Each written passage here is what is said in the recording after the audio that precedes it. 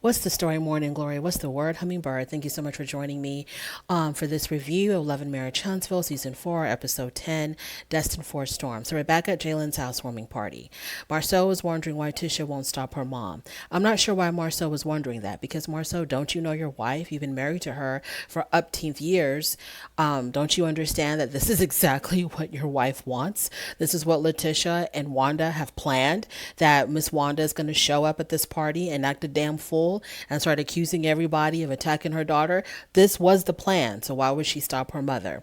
Marceau tells Maurice that it's not the internet that's making Letitia feel bad. It's her own mother. When her own mother brings all of this information that she gathers from the internet, when she brings it to Tisha, this is what's affecting Tisha. It's her own mom, not the internet trolls. Okay, whatever. In Maurice's confessional, he says that Wanda's toxic vibes need to stop. Wanda's toxic vibes will stop if Letitia would explain to her mother that, hey, I don't like it when you show up at events and parties and you do this because it's very embarrassing for me. It really hurts my. If she would do that, Wanda would stop, because Wanda loves and cares for her daughter and she doesn't want to hurt her daughter. But don't y'all see, and I don't understand why you act like you don't see, that the reason why Wanda acts like this is because this is what Wanda and Letitia want. This is what they've planned. Keep up. So Marcel blames Wanda completely for whatever she's doing. Her bringing all this doom and gloom to Letitia, whatever. And Marie. So, but then the funny thing is that he's okay. Y'all remember that Marceau is blaming Wanda for Letitia feeling bad and feeling sad about all these rumors or whatever. It's all Wanda's fault, right? But we all know that Marceau will be writing checks to Miss Wanda for her business. He will definitely be doing that because that is what his wife wants him to do.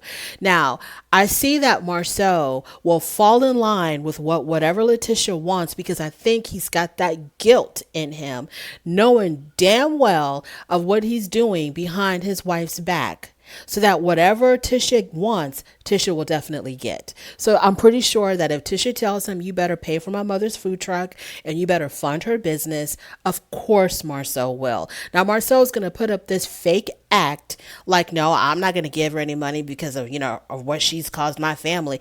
But he'll be writing those checks for sure. So Maurice and Marceau get a chance to talk alone, and they're talking about Wanda, the havoc that she's causing, and Maurice tells his brother, "Well, you need to iron all of this out before we go on our trip to Atlanta." And I'm like, "Are y'all for real? Y'all are still gonna go to Atlanta, knowing damn well how Atlanta is like Sin City for y'all.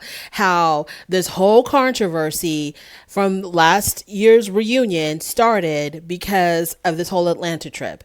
So y'all are still gonna go back to Atlanta, just the guys, without your wives. Okay." So Marcel was like, "There's nothing to iron out." First of all, I'll be going to Atlanta, but there's also property that I'm going to be looking at over there in Atlanta, as if this is going to be a business trip, and kind of like separating himself from the whole Martell thing, because Martell is going to Atlanta to help launch his wine business. So he's like, "Well, why would I have to run anything by Tisha? Because I'm going there to look at property." And he says, "Me and Tisha, we're good. We're good. There's nothing for me to iron out. We're good. She's not going to have an issue with me going to Atlanta. I'm going over there to go look at property." Okay, Marcel. I know that works with your wife if she falls for that hook, line, and sinker, but not I, said the cat. So Marceau says, him and Tisha are good. Nothing to worry about there. Melody, her mother comes over, I guess, I don't know why she came over for a scene. So she's unboxing all of her products and stuff, and because she's rebranding or relaunching her skincare line. It used to be called something else, and now it's called 7th Avenue, I think. And so while her mom is there, they're talking about how she's relaunching her business. She's going to be changing her name back to her maiden name. The mother asked her, "Well, how do the children feel about you changing your name?" And she said that she had a conversation with them about it. Like, when people get married, the wife will change her name, but then when they get divorced, then the wife can change her name back. So, that was a good explanation. But I know that a lot of women will not change their name back because they want to keep the same last name as their children. But Melody Holt, she is like over that whole Holt name. She don't want nothing to do with that name at all. So she is glad to let it go. In her confessional, Melody says that life is good and she has no time for negative energy. She always says this, and we see her talking to her therapist, and we see Melody constantly talking about, no negative energy, only positive vibes. But then we also see her getting into screaming matches with these women, getting into screaming, cussing out matches with Marceau, almost getting into fisticuffs at Galentine parties. Like, where is this positive energy that you're constantly chasing, Melody? Because it seems like a lot of the times you are immersed in a lot of negative stuff. So then Kimmy and Tiffany, they have an outing, and they're talking about, Destiny and Stormy. Tiffany asks how that discussion went between Destiny and Stormy, and Kimmy tells her, well, it didn't go very well because, Stormy thought that Destiny was mocking her, her way of talking, and, it just completely went left. And yeah, so Destiny ended up taking off. And so then Kimmy says that she took her brokerage test and she passed her brokerage test. And so now her and Maurice have a brokerage company. Like, they can start companies really fast. It seems like every other episode, there's a new company popping up, a new business popping up. These people know how to start businesses. So then I think, Tiffany asked her, so what's it like, working with, side by side with your husband? And Kimmy said that, Maurice is a real entrepreneur at heart, but her not so much, because she said that she has always worked in corporate. And I was thinking to myself, corporate? I thought Kimmy was a nurse. Where did I get that? I thought that she had mentioned at some point that she was a nurse when Maurice wanted her to quit working so that she could get into real estate. She said she was a nurse. I don't know. Maybe I misheard. But evidently she's been in corporate. She's been a corporate executive her whole life. And so also, her saying that she took her brokerage test and passed, I was like, I remember her really fighting that whole real estate thing. Maurice had wanted her to do real estate, and she didn't want to do real estate because I thought she was leaving she didn't want to leave her nursing job or something.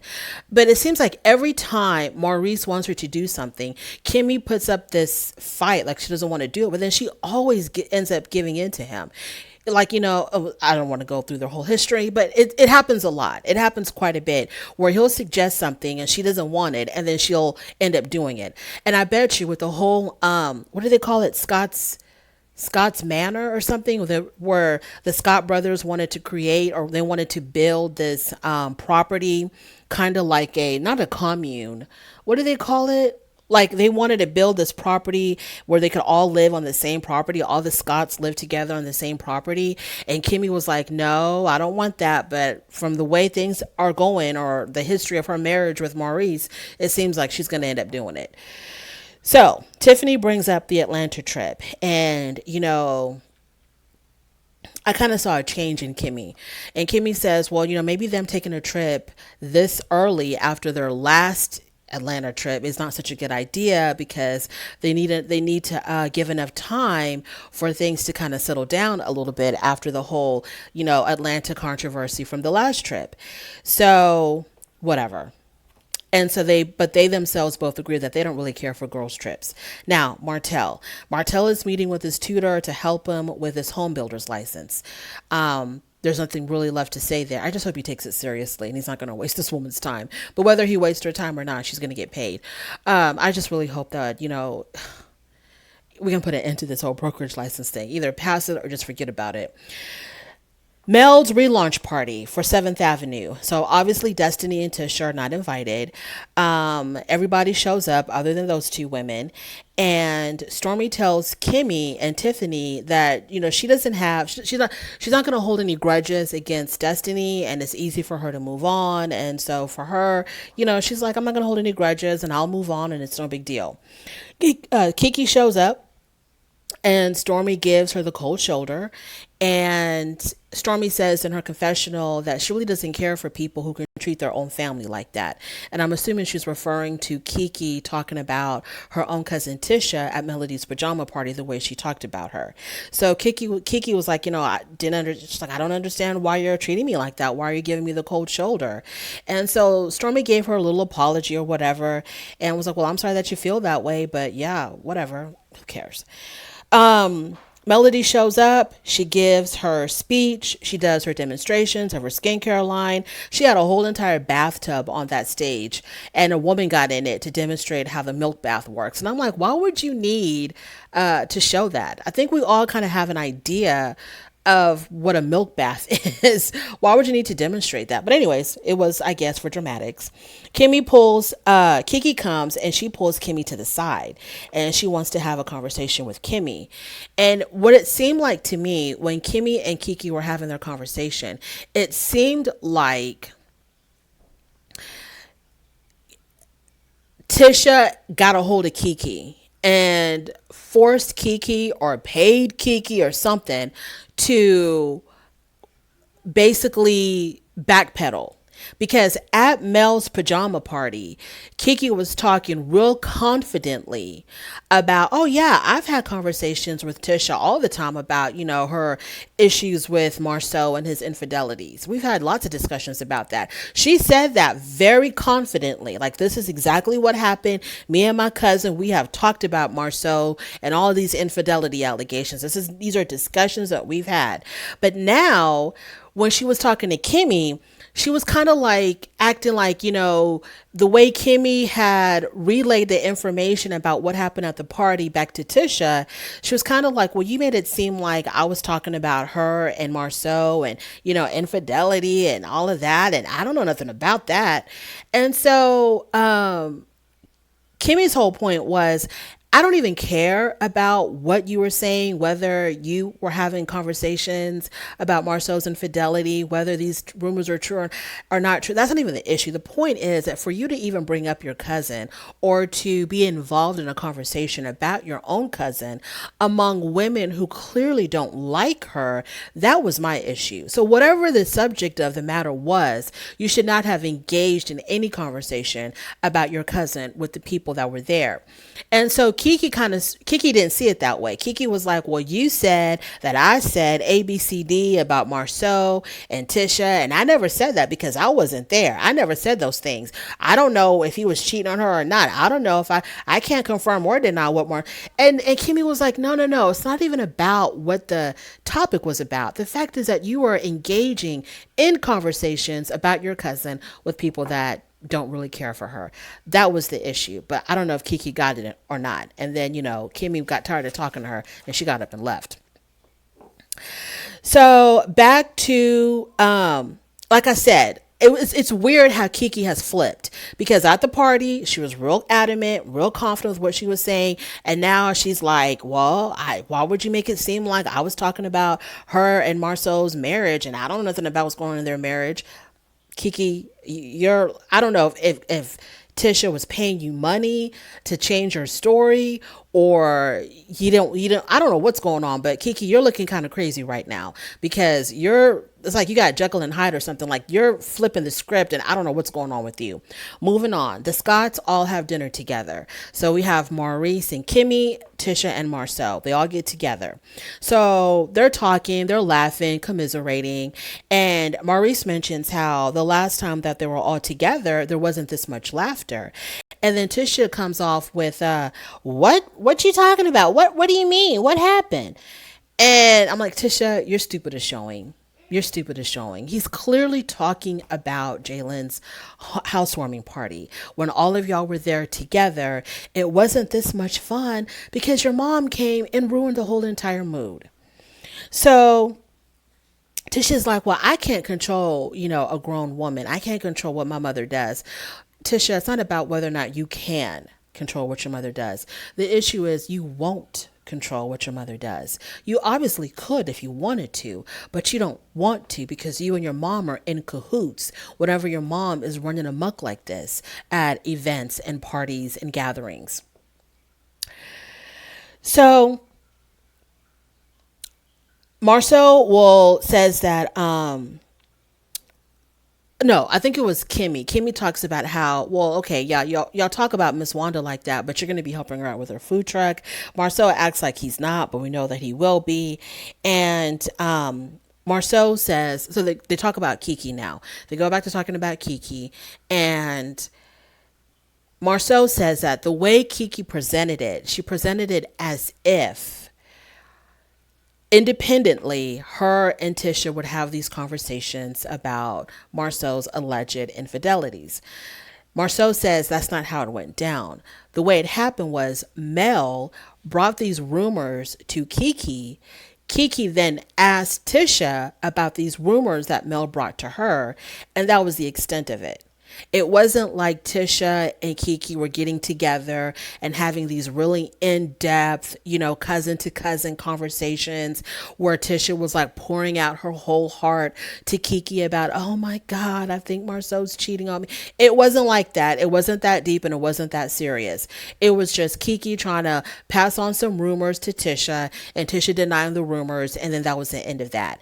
And then Marceau starts talking real big and bad about, people who are out to destroy me and my family. I'm not going to show you any grace. People who are out there trying to spread rumors about me, like Melody and Martell and Wanda and Kiki, da, da, da, da, all these people. I'm not going to be showing you any grace anymore. Okay, Marcel. Look, the way that I see this is if these rumors are not true, we are giving a lot of energy to fairy tales. And why are we doing that if they're not true? Why can't the two of you just deny it, say, hey, it's not true, it's not happening, and then move on to something else? But for y'all to have scene after scene after scene talking about these allegations, the rumors, their internet trolls, Miss Wanda, for y'all to constantly be talking about this, it makes me think that y'all are really trying to twist the narrative, put out a whole bunch of fires, trying to portray that y'all are this happy, healthy, faithful couple. Y'all are putting in a lot of work to spin these stories. And just like with Melody and Martell, when they were put up this united front, like they were just this perfect power couple and that they had no issues, even though there were these issues of infidelity since way before they even got on the show. And these issues of infidelity were running deep in their marriage. They would still put up this united front like they were just a perfect couple. That's what I'm seeing repeating itself now in Marceau and Tisha, that they're going to stick together and they're going to put up this united front, that they are happy and that there's no infidelity and that no one's cheating on nobody, no one's lying to nobody, and people are just out to destroy us because they're jealous, because they have their own issues with infidelity and they're trying to spread those issues onto us, and we're not like those people over there. And I'm just like, oh my God.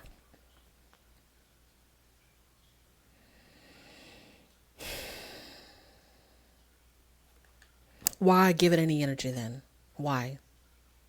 And some things I guess they have to address, that they can't avoid. For example, the photo, which looked a lot like him. Let's say that photo was not even Marceau. Whoever found that photo spent a lot of time and a lot of energy scouring the internet to find a back picture of some random guy who happened to look just like Marceau from the back. This person must have spent hundreds and hundreds and hundreds of hours on the internet or trying to find a model, a person that they knew, trying to find someone like holding auditions with, men showing up. Okay, turn around, take your shirt off. Okay, let me see if you kind of look like Marceau from the back. Okay, so we're going to meet at 5 o'clock at this hotel, and you're going to act like you're laying in the bed, and, we're going to pull down the covers halfway, and I'm going to take a picture of you. Then I'm going to let it go on the internet, and I'm going to say that that's Marceau. Like, someone would put that kind of energy in that? Like, seriously. Or did someone just happen to have a picture of a friend that looked just like Marceau in their phone? And then they're like, you know what? I can use this picture and act like it's Marceau and put it on the internet. Like, how did this happen? How did this picture come out there that looks just like Marceau from the back? How? How did this happen? And then Maurice. You're a dirty dog, Maurice, because you know exactly what your brother is up to, and you will do anything. And that's your brother, and you want to protect him, and that's fine. But after what came out about you, and now here you are protecting your brother, you're going so hard to protect your brother the way you are, and he didn't care about protecting you, and he threw you under the bus. I don't know. I don't know what to say about these people. I don't know what to say about these people, but this is the end of my review. I'm so sick and tired of talking about them, but I will be watching next week, and I'll still be reviewing the show. Thank you so much if you made it this far. I really do appreciate it. If you like this content, subscribe. If you don't worry about it. On your way out, please don't forget to rate the video, and I will definitely talk to you later. Bye.